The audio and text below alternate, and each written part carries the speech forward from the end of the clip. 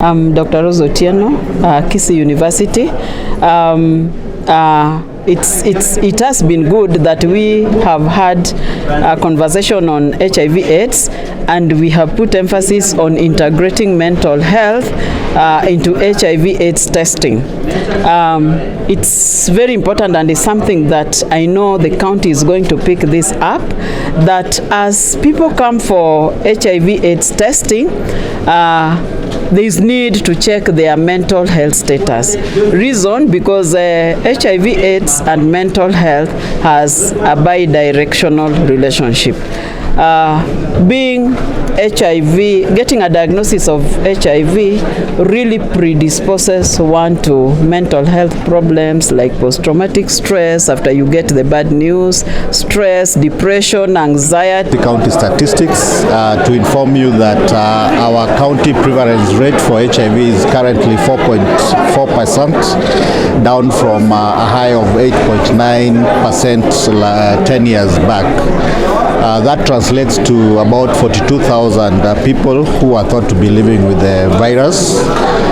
In terms of new infections, we have about 1,500 new infections annually, and that has gone down from a high of about 4,000 annually 10 years ago. I'm Florence Ogero, the County AIDS STI Coordinator, Kisii County, and we have been here sensitizing the students on HIV, just as a gear up activity towards the World AIDS Day that will be commemorated on 1st of December. Populations program that we have in the Kisii County, and we talked of the various key populations typologies to include female sex workers, the men who have sex with the men, the MSMs, the people who injected drugs, and the transgender. As Kisii County, we have population size estimates that gave us an estimate of 737 for Kisii County, but we have surpassed that estimate. Currently, we are talking over 2,000 men MSMs in Kisii County. MSM and the risks that are involved in men having sex with men. Ordinarily, vaginal sex has a lesser predisposition as compared to the anal or the anal opening sex. The risk is higher when it is anal sex.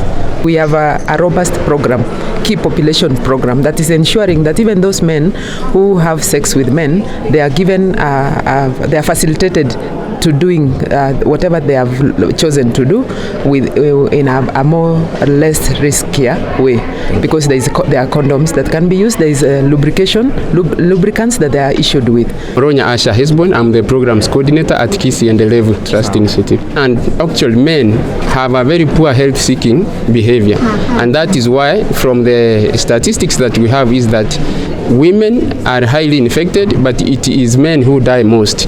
And this is because men do not seek health support from our facilities in the county. So we are urging our men within the county to move out, get out of their homes, and seek health support from our experts within the county. County mother-to-child transmission, as we speak, is 6.7%. Out of all the pregnancies, about 23% are teenage pregnancies.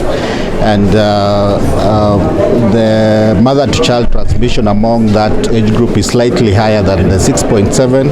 It's because most of them do not attend ANC and do not deliver in our facilities, so they do not get access to the PMTCT services. Yes.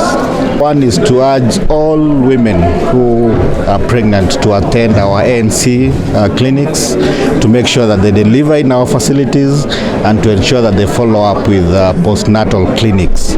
That way, it means a mother who is pregnant during delivery and during the breastfeeding